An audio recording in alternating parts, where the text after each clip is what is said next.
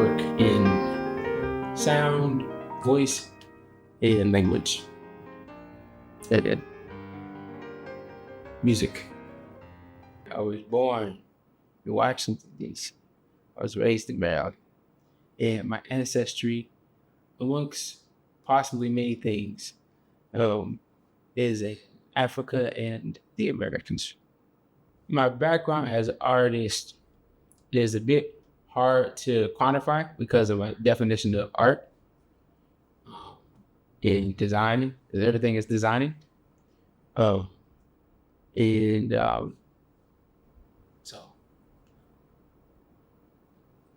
kind of hard to say when I started creating. I know that when I was a small child, my father gave me a voice recorder, and I used that to imitate sounds and listen to those sounds back. So I think a lot of the roots of myself as a recording artist lie in that moment. Before I intentionally started working in sound, I fell in love with drawing. And I think that just opened my creative mind, or opened me up to creativity in general. And my love of music, grew as I was raised in a very musical house. Both of my parents played a lot of music growing up. So yeah, I have a childhood immersion in the great appreciation of music. And so I never really started making music, I think, and appreciating it. I just didn't stop.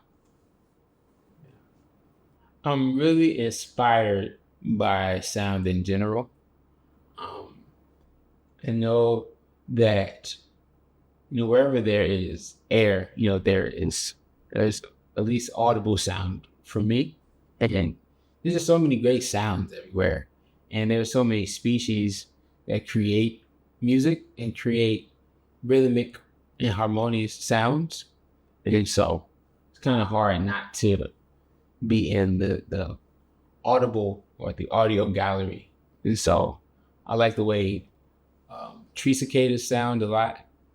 I grew up hearing a lot of tree cicadas, and I like the way thunder sounds. I like the way the wind sounds. When I was a child, my father used to say that the way the wind sound blowing through the trees, that it was music, and that the wind was singing, and then the way that the trees moved to it was the trees' response to the music. So they were dancing. And so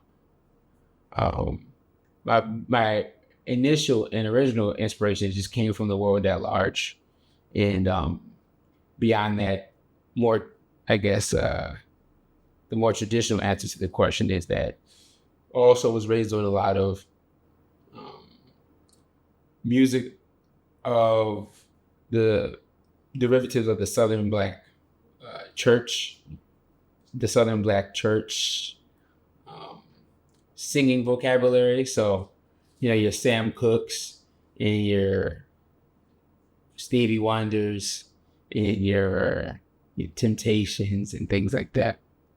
And a lot of traditional music from different parts of Africa continentally, a lot of Senegalese music, and a lot of South African music, Hugh Masekela, and there's a lot of music of the world. My father liked to take us traveling through his musical selection, so he would play things from Keiko Matsui, who I think is Japanese, Hugh Masekela from South Africa, Mystic Warriors, South America. I forget where exactly they're from, but I was lucky enough to have like a wide earthly induction to like music, and within like our species, a wide palette of like human expression in music. So there's a lot.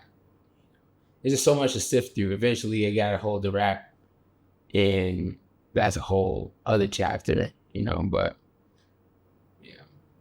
What drew me to participate in the residency in Japan, I was meditating on Japan for a while, maybe over a year. I was saying I wanted to come back when I was in high school. I did the exchange program. Yeah, I was here for like 10 days. It actually was a very pivotal experience in my life and in my career because I present as a performing artist and I speak and orate in front of people and sing in front of people. In most of my childhood, I was very much of an introvert and very uncomfortable with communicating and speaking in front of people, still to this day. But when I was in Japan, it was one of the first experiences I had with people, with girls showing me some attention, girls that I thought were attractive. And it's connected because, the heart is, where I think a good artist pulls a lot of currents in matters of the heart. There were these two girls that came up to me and they just said, like, how are you? I think they were practicing the English on me. And I responded. And they asked me what my hobbies were. And I responded. And I just hadn't had that type of just friendly attention from people that I thought were really beautiful, before. And that little interaction. And then I think when I was here, there was just a lot of, the people were very friendly to me in general. And when I came back to America, I engaged with social environments differently because I was like, I don't want to go back to being so defined by my fear of social interaction as I was before. So as a performer, that actually, I don't know how much of a performer I would be if that little thing didn't happen, because no butterfly effect.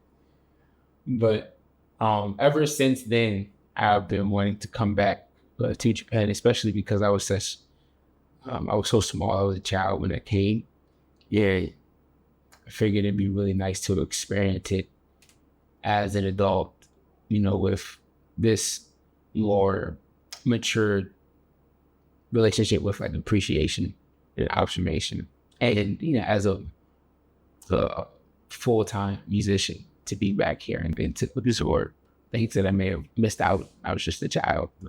So I was already kind of meditating on being here. And when the opportunity came, and when I learned the nature of the trip, I thought it was kind of cool because my first time here, there was this significant thing that happened with me as it pertains to dealing with other people. And most of my career has been pretty solitary. I don't really collaborate that often. And most of my music career is alone. And so to share a space with a bunch of artists, I thought would be kind of cool to return to Japan and maybe have another interaction with people that may have yet another great pivotal impact on me as a person and as an artist. My experience at the residency has been very quiet. It's been very introspective. I've had, even my communications with the other artists have been subtle and quiet, but expansive and beautiful. Yeah, very informative at the same time. I have simultaneously felt very connected, not only to the other artists here, but to the people in the community here. Even with the language barrier, there is this communication, but then there's this verbal communication, but then there's this maybe just subconscious communication of sharing space and this mutual respect and appreciation of one another that I think is very impactful, and it gives me feelings, which gives me music, which is great. The change of pace between Japan to where I live in the States, and also between Tokyo and Kaga. From States to Japan has been slowing transition, and from Tokyo to Kaga has been a further slowing transition. And I thrive in space, whether that's space and pace, space and noise, amplitude, space spatially, like physically, proximity. And here I've been able to experience all three. Even out with a group of people, I've been able to experience a lot of just personal space and a lot of audible space with silence, and a lot of space and just things being a bit slower in this particular community that we're in. And so that just made me feel like there's a lot of room, which doesn't even inspire me to feel it. It inspires me to feel it, you know, and those feelings create music. So I think it's my time here will be articulated and boiled into one piece that'll be observational piece where I've taken sounds that I've collected from different parts and aspects of my trip here, and it'll also be improvisational too. So I have a melody that came to me that I was here that I'll build in front of the audience live. Along with that melody, there will be a collage of sounds that I've collected, played in the background, and then I will perform over top of that. And so you'll have the observational part and the inspirational part, and then the experiential, the improvisational part. How I approach live recording, how I approach performing have fundamental differences because of the fundamental differences in my capabilities. So when I perform and when I record, one of the similarities is that I do a lot of vocal production, so my voice is an essential part of the production. And between the production and the top line, aka the lead vocal, there are also usually stacks of vocals, background vocals and ad-libs. And I can't perform all of that at the same time. When I perform, when I do a loop pedal, I can add vocal layerings as the background, but I can't necessarily have the same level of thoroughness of background vocal and ad-libs, because the live performance is, if I'm using the loop pedal, is based on like a 4 or 8 bar loop, and the ad-libs aren't like a loop, they like continuously change throughout the song. And so I think in general, when I use the loop pedal to perform, I think about it more improvisational. When I record, I have more of a capability to be a lot more thorough in the details of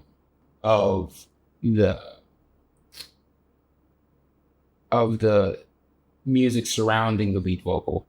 But in a live performance, I can be maybe even more expansive on the lead vocal. The local community and environment and culture of Kaga is, I'm sure, more expansive than I will be able to completely perceive and understand in such a short period of time.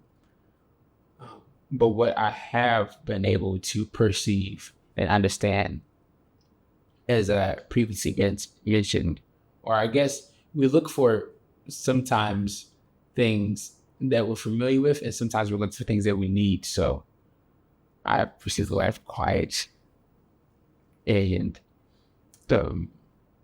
respect. There's like a humility in the interactions that I've had and the level of grace that comes out often because I don't speak the language.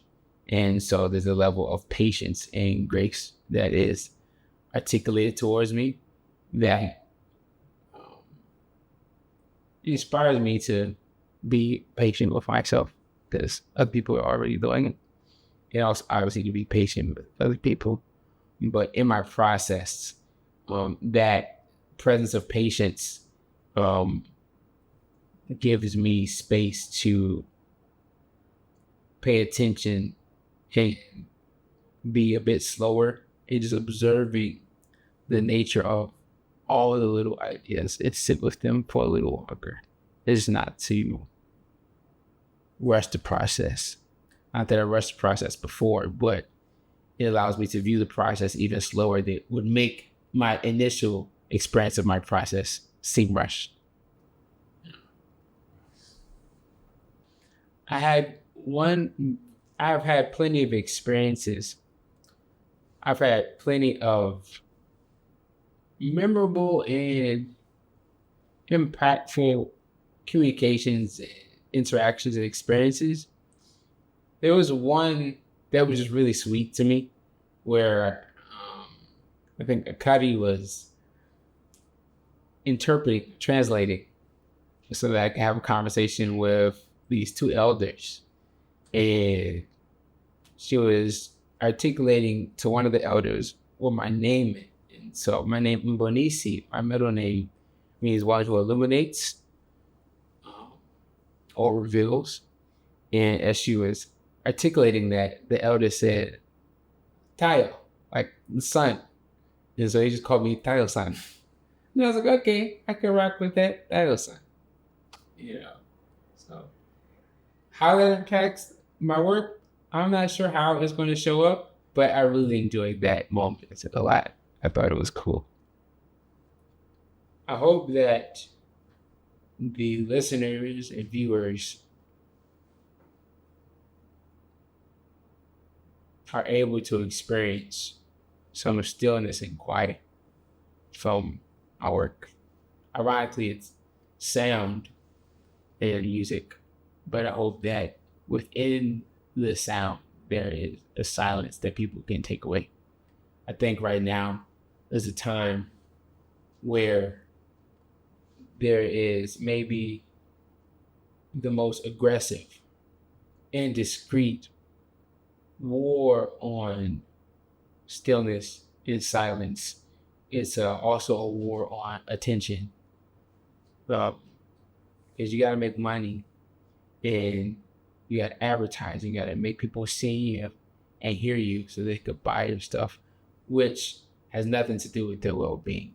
I think this is something that we constantly experience as we're being fed advertisements, colors, and sounds that none of which have our well-being in mind, none of which have been studied as to understand their impact on our psyche, on our health as a whole. And so we're bombarded with data and information for goals that aren't considering us, and it creates noise. All of the outlets create noise, all of the lights, the AC, the heat, the cars, all of the inorganic machines, all of the textures, the synthetic fabrics, all create noise, which creates a fundamentally underlying dissonance. So it's not just it's not sound, it's just noise. And it's dissonance, so it doesn't harmonize with our biology, but doesn't harmonize, is likely to cause injury. And there is a continuous stream of injury that is projected and inflicted upon the person every single second that they exist in proximity to these things. And so if I could contribute to some silence and some stillness, which is organic, which is harmonious, I'd be very grateful.